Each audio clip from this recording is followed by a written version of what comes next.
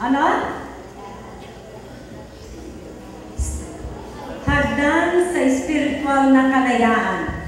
So, sa English pa, steps to spiritual freedom. Okay.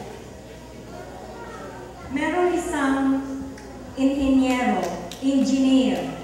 businessman din siya, galing siya sa Australia. Pumunta siya ng Baghdad. Yung Baghdad, capital ng Iraq yan. Pero tingnan muna natin ang mga nangyayari sa mga kalapit nating bansa. Ang Angola, ang Syria, ang Vietnam, lahat sila ay may tinatawag na mahina yung kanilang tinatawag na civil rights. So maraming nang-aabuso ng mga opisyal, wala silang kalayaan para magsalita. Hindi pwede na ganito, merong crusade, so bawal yun. So itong si Douglas Wood, na galing sa Sydney, sa Australia, pumunta ng Baghdad. Dahil itong mga nangyayari sa kabilang bansa, ang Baghdad o ang Iraq ay talagang blacklisted. Parang hindi siya tinatanggap ng ibang bansa. Kasi katulad ng Angola, katulad ng Vietnam, marami silang diktador. Meron silang isang diktador, yung leader nila nang aabuso, at saka ang human rights at civil rights hindi nila pinapractice. So, dahil negosyante si Douglas Wood, pinagkainitan siya ng mga rebelde ng Baghdad. So, inano siya, na-blindfold siya, and then, at gunpoint, may baril, parang inano siya, na-abduct, kinidnap. So, dinala siya sa isang lugar, hindi niya alam kung nasaan siya, binugbog siya, pasa-pasa yung kanyang mga mata, pinapahirapan siya sa isang maliit na kwarto. Alam niyo ba kung ano ang kanyang iniisip habang nandun siya sa loob ng kwarto? Mag-isa siya, para siyang bilanggo. Ang nakapagpalakas lang daw ng loob sa kanya ay inisip niya ang kanyang paboritong football team. Sa Australia, mahilig sila sa football team. Sabi ko nga sa iyo, puno ang football stadium nung Sabado, ang simbahan, bakante. Ganyan. So, ayan lang ang inisip niya. At saka, ang kanyang mga apo. Mahal niya ang kanyang mga apo. Yun lang ang nagpalakas ng loob sa kanya. So, ano nyo sa inyong imahinasyon? Malamig ang sahig. Hindi siguro masyadong maganda ang pagkain. Nalulungkot siya, pasa-pasa siya. Ang nagpalakas lang ng loob sa kanya ay yung dalawang bagay. Ang kamanghamanghang pangyayari, ang Amerika at ang gobyerno ng Baghdad ay nagkampihan sila. Nakuha nila si Douglas Wood.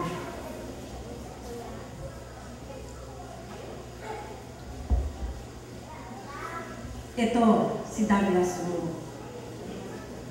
Na yung army o yung grupo ng Amerika at Baghdad, nakuha siya, nailigtas siya. Kasi ano siya parang yung nakidnap ba siya. So nakuha siya, umuwi siya ng Australia. Pagdating niya sa Australia, ang sinabi niya dahil nagpapasalamat siya sa mga nagligtas sa kanya, at ang una niyang sinabi, ito, I want to be free. Ngayong gabi, ang pag-uusapan natin ay ang mga hakbang para sa spiritual na kalayaan. Gusto niyo rin bang maging malaya? Taas ang kamay kung sino may gusto. Amen. Nararamdaman niyo ba na minsan para kayong nakabigkis, para kayong tinalian, dahil meron kayong bisyo, dahil nakukonsyensya kayo?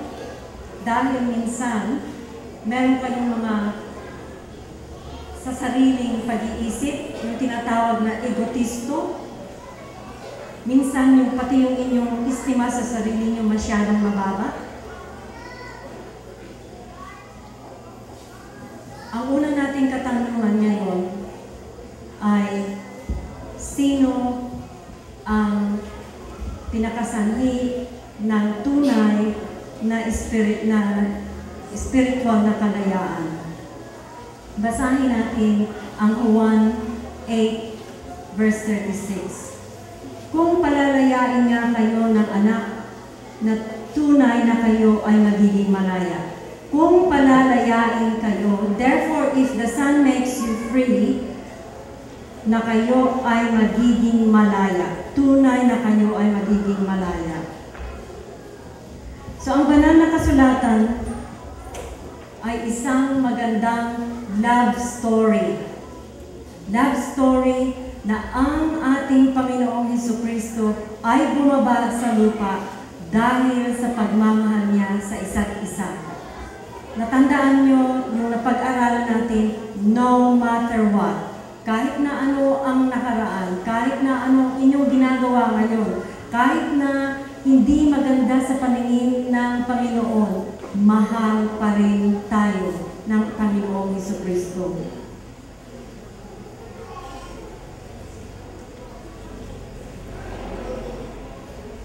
Pangalawang tanong, sino ang lumikha ng sanlibutan? Yung Big Bang ba? Yung galing ba tayo sa dinosaurs? Galing ba tayo sa apes? Tingnan natin ang Genesis chapter 1 verse 1. Nang pasimula, in the beginning, ay ilikha ng Diyos ang langit at lupa. So, ang Diyos ang lumikha ng langit at lupa. Ang pangalang Panginoon ay tinatawag na Elohim. Elohim ay isang Hebreo na pangalan. Ang ibig sabihin ay pangmaramihang Diyos. Ito ang isa sa mga misteryo ng ating Kristiyanong paniniwala. Ang misteryo ng pangmaramihang Diyos, Ama, Anak, at Espiritu Santo. Ngayon, kung tingnan natin ang isang mansanas. Ang mansanas ay may isang balat. Balat na sa prutas ng apple. And then, balatan natin ang apple, makikita nyo ang laman ng apple. At pag naubos nyo na ang laman ng apple, may matitira sa gitna na tinatawag nilang core, yung may mga buto. Ilang prutas ang nasa apple? Isa o tatlo? Isa. So, ibig sabihin, ang misteryo ng pangmaramihang Diyos ay ganito. Ama, Anak, at Espiritu Santo, tatlo, ngunit isa.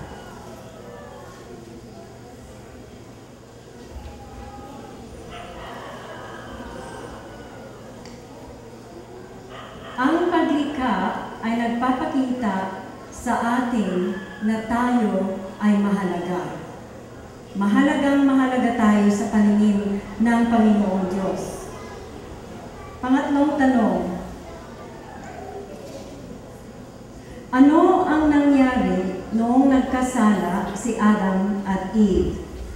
Ang Genesis chapter 2 verse 17 nagsasabi, datapwat sa kahoy ng pagpapakilala ng mabuti at masama ay huwag kang kakain.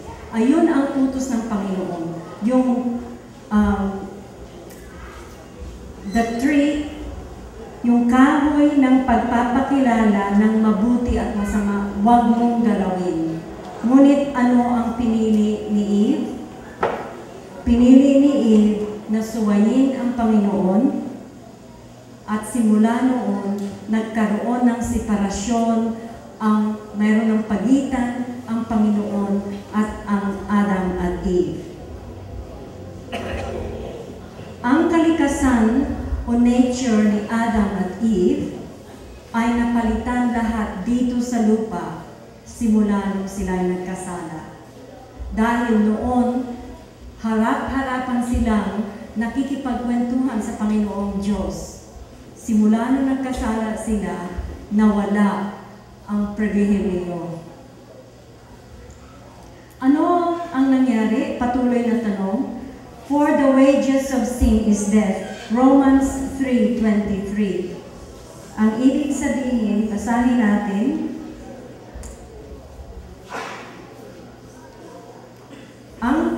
Ang wagas at kadalisayan ng Panginoon ay ang naging hadlang sa kasalanan laban sa ating pagkatao. Ang bayad ng kasalanan ay kamatayan, for the wages of sin is death. Kung hindi sumagot ang Panginoon, dahil tinawag siya ni Adam at Eve, simula noon ay natapos na ang buhay ng dalawa. Ngunit, mahal sila ng Panginoon, kaya hindi sila pinatay. Hindi pinagbigyan ng pagkakataon ng Panginoong Diyos si Adam at Eve. Pang-apat na tanong, ano ang pinakaunang propesya na banal ng kasulatan? Ito, nabanggit natin ito noong unang gabi, ang prophecy. So ano ang pinakaunang prophecy ng banal na kasulatan? Basahin natin ang Genesis 3:15. At papagalitan ko ikaw at ang babae. Ito ang dudurog ng iyong ulo at ikaw ang dudurog ng kanyang sakong. Ibig sabihin, bago pa man nangyari ito, alam na, nahulaan na isabi na ng Panginoon na merong dudurog sa ulo at merong madudurog ang kanyang sakong. Tingnan natin. Ang magandang balita sa krus ay kung saan nagdusa si Jesucristo. Nagkaroon ng pasa ang kanyang sakong at ang diablo ay natalo. Nagkaroon ng pasa sa ulo at nilupig siya. Tingnan natin ang panglimang tanong. Ano ang ginamit na simbolo na si Jesucristo ay ang ating handog, ang ating alay? Basahin natin ang John 1:29. Kinabukasan, nang makita ni Juan si Jesus, napapalapit sa kanya. Sinabi niya, narito ang kordero ng Diyos na nag-aalis ng kasalanan ng sanlibutan. John 29. Behold the Lamb of God who takes away the sin of the world. Si Jesucristo ay wagas at banayad o malumay o gentle para sa ating kinabukasan. So tingnan natin si Jesus ay nagdusa ng pinakamataas na hakbang para lang siya ma-humiliate. Alam niyo, pag na-humiliate kayo, talagang wala kayo bukay sa baba. Ang humiliation, parang pinakamatinding kahihiyan. Hiyang-hiya. Kahit na sino, akala natin nahihiya na tayo pag may nagawa tayong kasalanan. Pero ang Panginoong Hesus ay nagdanas ng kahihiyan dahil sa kanyang pagkamatay. Panganim na tanong, talaga bang nag-aasikaso o nagkakalinga si Jesucristo sa akin lamang, sa iyo lamang, talagang personal? Basahin natin ang 1 Peter 1:18. Nalalaman ninyong tinubos kayo mula sa walang kabuluhan, paraan ng pamumuhay na minana ninyo sa inyong mga ninuno. Ang pinagtubos sa inyo ay hindi nasisirang mga bagay na gaya ng pilak at ginto. Ang kahalagahan natin ay talagang nakikita natin kung paano tayo mahal ng Panginoon. Meron daw auction na ginawa. 1975 na lumang Ford Escort. So kung titingnan mo lang ito dyan sa mga mekaniko o dyan sa mga nagbibenta ng mga sasakyan, mabibili mo siguro yan ng mga ilang libo lang. Pero merong isang sasakyan na binenta ng halos 900,000, 900,000. Alam niyo ba kung sino may-ari nun? Si Pope Benedict, yung bagong Pope. Siya ang may-ari. Dahil siya ang may-ari, kahit na mabibili mo ng mura lang sa labas, na auction nila ng 900,000, 900,000, 900,000. Ito pa, sino mahilig maglaro ng golf dito? Pag bumili ka ng golf, sa Australia kahit doon, mahal yun. Ngayon, meron silang na-i-auction na golf clubs. Siguro mga 8. Mabibili mo yan siguro mga $900. So, i-multiply mo ng 40, sabihin natin 40, siguro 3,600 pesos. Pero itong golf clubs na ito, binenta ito dahil sa auction ng 1 milyon. Hulaan niyo kung sino may-ari. Sino? Ang late President John F. Kennedy. So ang ilustrasyon mo, dahil pag-aari ni Pope Benedict, dahil pag-aari ni John F. Kennedy, tumaas ang halaga ng mga bagay na yan. So bakit kaya? Dahil ang halaga ay determinado ng kung sino ang handang bumayad ng presyo. Sa mata ng Panginoon, basahin natin dito, sa mata ng Panginoon, tayo ay mahalaga sa kanyang paningin. Katulad ng halaga ng kanyang buhay, meron tayong walang hanggang halaga. Mahal at personal na kinakalinga tayo ng Panginoong Hesukristo, nais niya tayong maging matalik na kaibigan. Dito sa mundo, marami akong kaibigan. Meron din akong mga matalik na kaibigan. Ngayon, kung ang matalik na kaibigan, pag nilapitan mo na may kailangan ka, dahil nahihirapan ka, tatalikdan ka ba? Hindi, tutulungan ka. Ganyan ang gusto ng Panginoong Hesukristo na natin siya, na tukuyin natin siya na siya ang pinakamatalik nating kaibigan. Dahil gusto niya kasama tayo sa buhay na walang hanggan. Pang-7 tanong, papaano makakansila ng dugo ni Hesukristo ang ating kasalanan? Basahin natin ang Hebrews 2 verse 9. Ngunit nakikita natin si Jesus.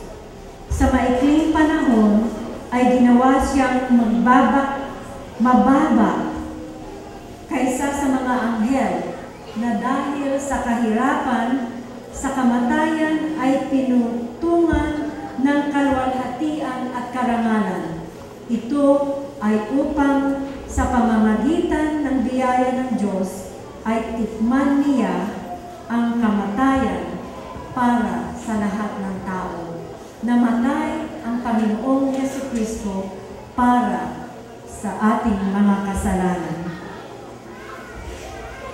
Kung tunay na pinatawad natin ang isang tao, Hindi tayo gaganti sa Kanya ng kusa. Tanggapin ang kinahinatnan na masamang ginawa sa atin. Ito ang tinatawag na forgiveness sa English. Pag nagpatawad ka, hindi ka na mag-iisip na gagantihan mo ng masama yung gumawa ng masama sa iyo. Gaano kahalaga si Jesucristo ay nabuhay na muli? Tingnan natin ang 1 Corinthians chapter 15 verse 17. Kung si Kristo ay hindi nagbangon, ang inyong pananampalataya ay walang kabuluhan. Kayo ay nasa inyong mga kasalanan pa. So dahil bumangon sa pagkamatay ang Panginoong Jesucristo, tayo ay nawalan ng kasalanan.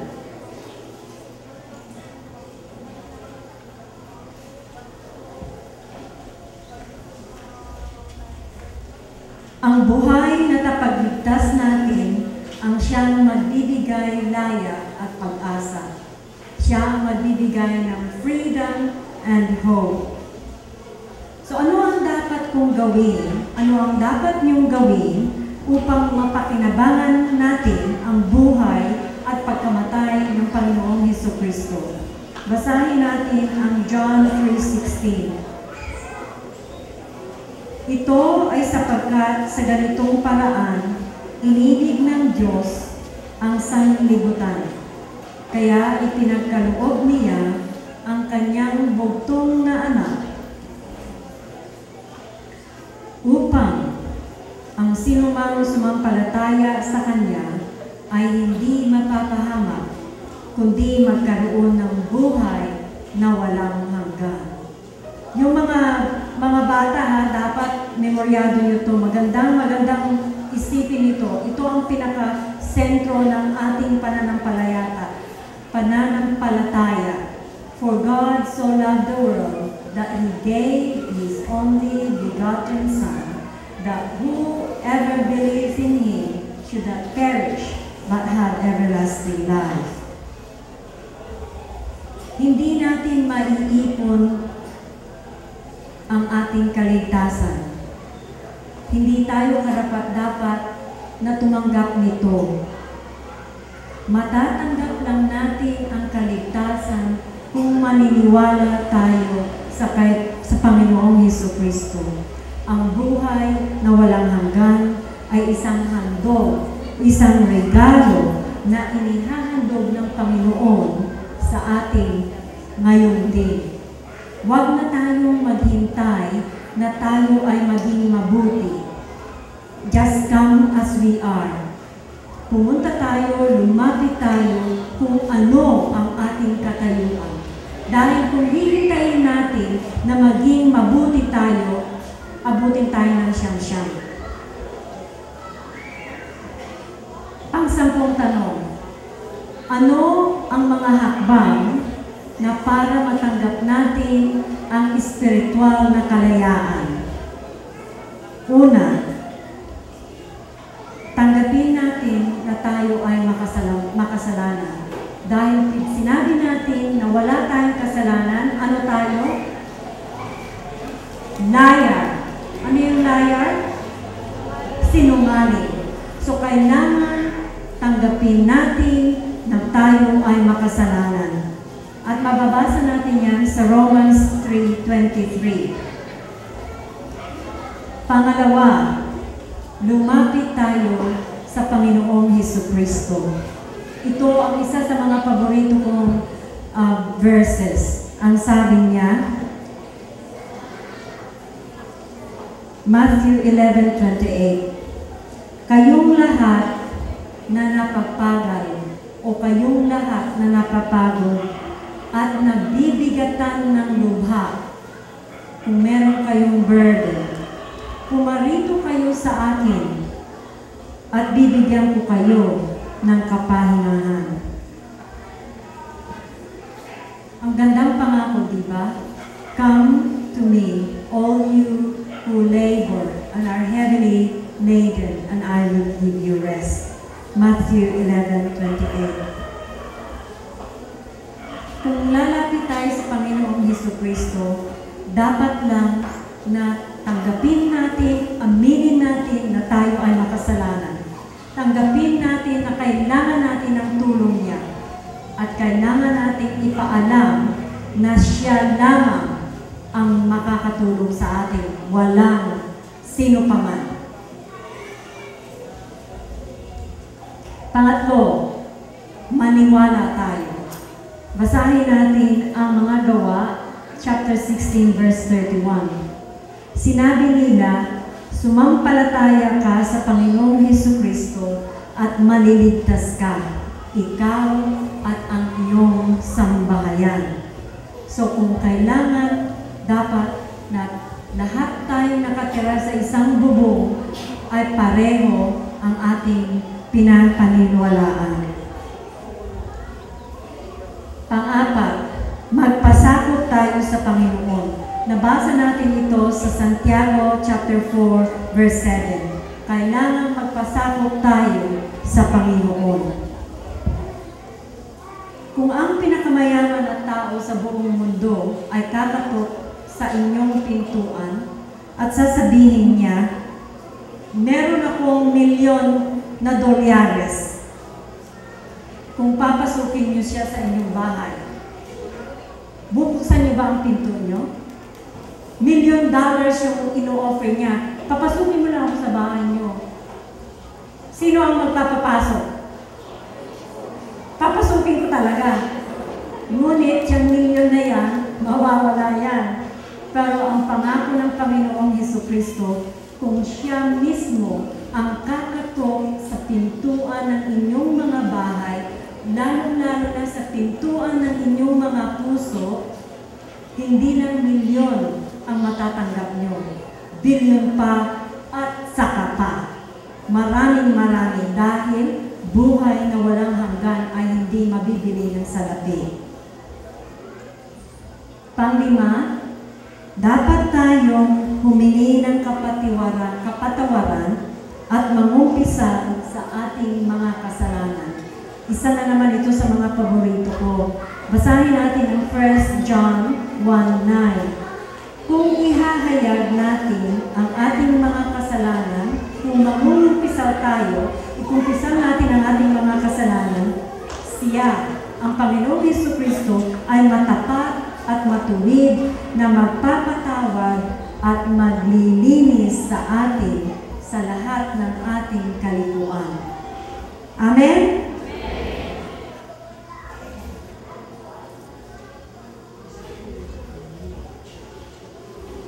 Pang-anim, damahin natin ang panibagong pagkasilang.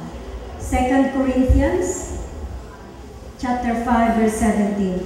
Kaya nga, kung ang sinuman ay na kay Kristo, siya ay bago ng nilalang. Ang mga dating bagay ay lumipas na. Narito, ang lahat ng bagay ay naging bago. Pang-pito, si Jesucristo ay nasa iyo, pag-asa ng kaluwalhatian ng inyong buhay. Basahin natin ang Kolosyo chapter 2 verse 6. Kaya nga sa paraan tinanggap ninyo si Kristo bilang Panginoon, mamumuhay naman kayo ngayon sa Kanya. Mamumuhay naman kayo ngayon sa Kanya.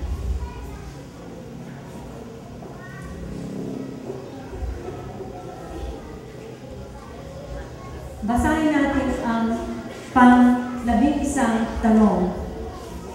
Ang buhay ba ng Kristiyano ay mahigpit o boring? Basahin natin ang John 10:10. Sabi ng John 10:10, ang magnanakaw ay hindi pumarito maliban siya ay magnakaw, pumatay at manginsala. Ako, sabi ng Panginoon, ako ay narito upang sila ay magkaroon ng buhay at magkaroon nito na may lubos na kasaganaan. Yung $1,000,000, mawawala yun. Pero ang bigay ng Panginoong Hesukristo ay buhay na may kasaganaan. Pang-12, ano ang tinatawag na assurance o siguro para sa mga taong naniniwala kay Hesukristo? 1 John 5:13. Ang sabi, "These things I have written to you who believe in the name of the Son of God, that you may know that you have eternal life." So meron tayong buhay na walang hanggan kung maniniwala tayo sa pangalan ng Anak ng Panginoon. 13. Ano ang pangako ng Panginoon doon sa mga nanili na mabubuhay sila according o ayon sa Kristiyanong buhay? Basahin natin. Ito, isa rin ito sa mga paborito kong verses. Basahin natin in English. 1, 2, 3. I can do all things through Christ who strengthens me. Ito pa, ano ang pangako ng mga sumusunod o pumili na sumunod na gawin ang buhay Kristiyano? Ephesians 3:20. Siya ay makakagawa ng pinakahigit sa lahat ng ating hinihingi o iniisip ayon sa kapangyarihan ng gumawa sa atin.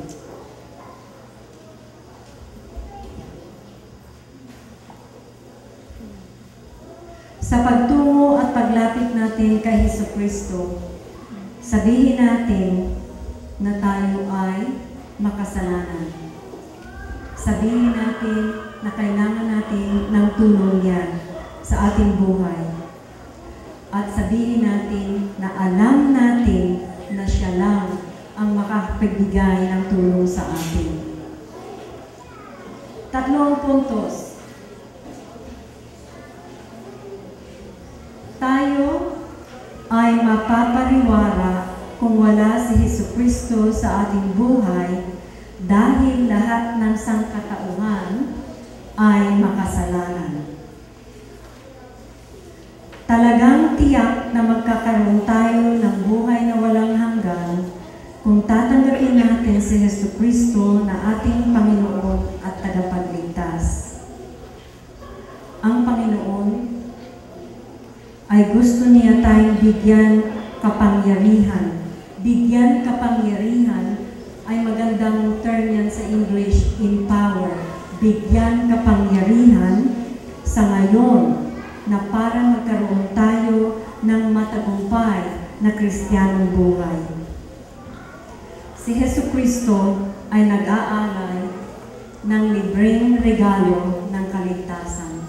Kahit ako, hindi ako makabibigay sa inyo ng regalo na libre. Bibilhin ko yan bago ko ibibigay sa inyo. Pero ang Panginoong Hesukristo, nakalahad ang kanyang mga kamay, iniimbita niya kayo, lumapit kayo sa akin. Imbitahin ba ninyo ang Panginoong Hesukristo sa buhay niyo ngayon? Huwag na kayong maghintay. Handa ba kayo ngayon? Yung mga nakatanggap sa Panginoong Hesukristo, baguhin niyo ang inyong desisyon. I-recommit ninyo ang inyong desisyon para mabigyan kayo ng kapangyarihan ng Kristiyanong buhay. Iginapos nila ang Panginoong Hesukristo. Hinubaran siya. Niluraan siya. Pinagtawanan nila siya. Sinampal nila siya.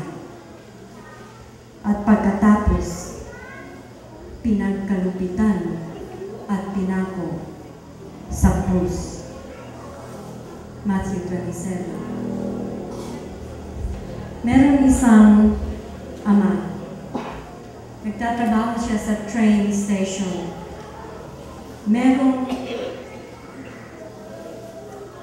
river, ilog, at hindi nakakatawid ang train kung hindi ibababa ang tulay. Ang koneksyon ng train na yun ay electric. Gaya na nag-brown out. So hindi niya magagawa, hindi niya makokontrol na gamitin ang elektrisidad. Tumakbo siya, kulimlim na, pababa na ang araw. Tumakbo siya dahil nakita niya, naririnig niya may dumarating na train.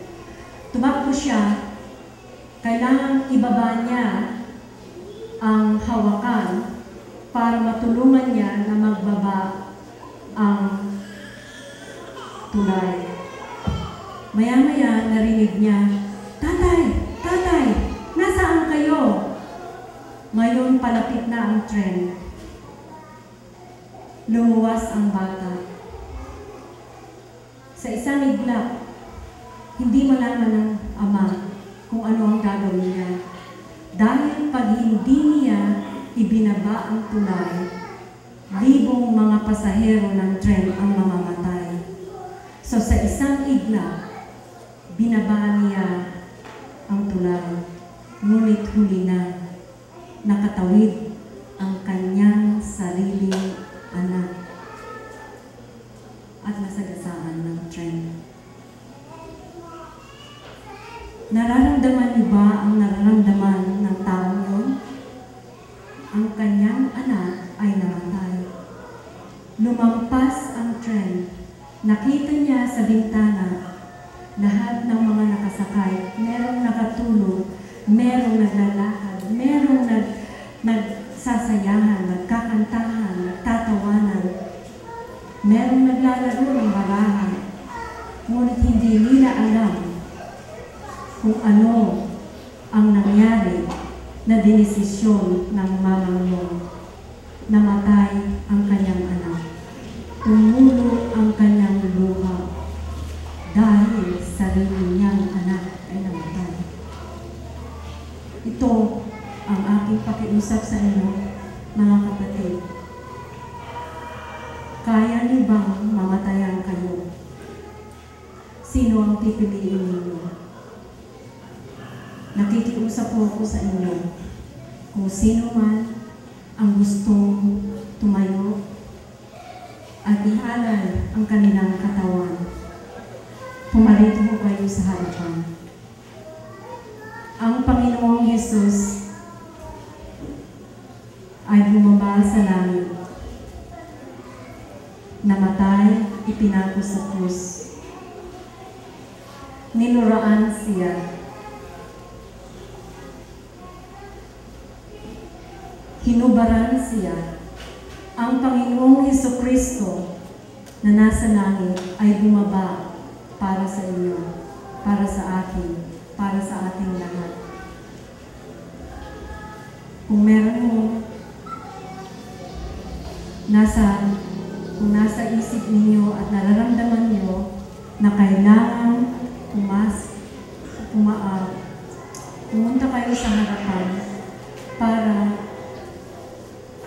ipaliwatig ninyo ang pagmamahal ninyo sa Panginoong Hesukristo. Nagpapasalamat po ako. Maraming salamat.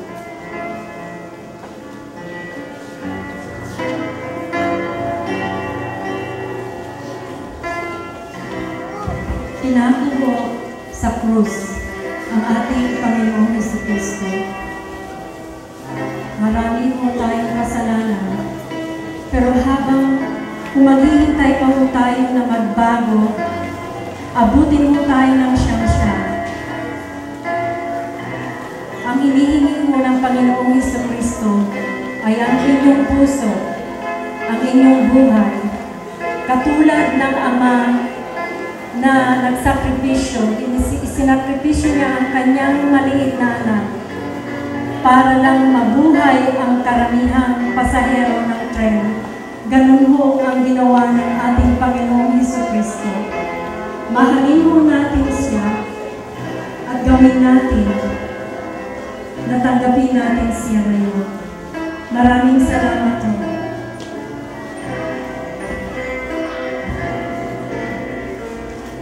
Ama naming nasa langit, nakikita mo ninyo ang mga kapatid, mga mahal sa buhay, at mga kaibigan naming tumanggap sa pagmamahal ng Panginoong Hesukristo. Maraming salamat ho dahil gusto naming tanggapin siya sa aming buhay. Gusto namin magbago ng buhay. Gusto ho namin mapatawad namin ang mga nagkakasala sa amin. Bigyan niyo ho kami ng lakas ng loob. Bigyan niyo ho kami ng lakas at buhusan niyo ho kami ng dugo ng Panginoong Hesukristo para hindi kami ma-overcome ng diablo. Bigyan niyo ho kami ng lakas ng katawan para maisalin mo namin sa aming mga kaibigan at aming mga mahal sa buhay na hindi pa naniniwala. Maraming salamat ho. Bigyan niyo ho kami ngayon ng kapayapaan sa aming puso. Kahit na ho, tatawagin kami, iba kami, dahil sinusunod namin ang Panginoong Hesukristo. Maraming salamat ho sa inyong pagmamahal. Maraming salamat ho sa Espiritu Santo na magbibigay kapangyarihan sa amin para matupad namin ang pangako ng Panginoon habang hinihintay namin ang muling pagbabalik ng Panginoong Hesukristo. Lahat tayo ay magsasabi ng Amen.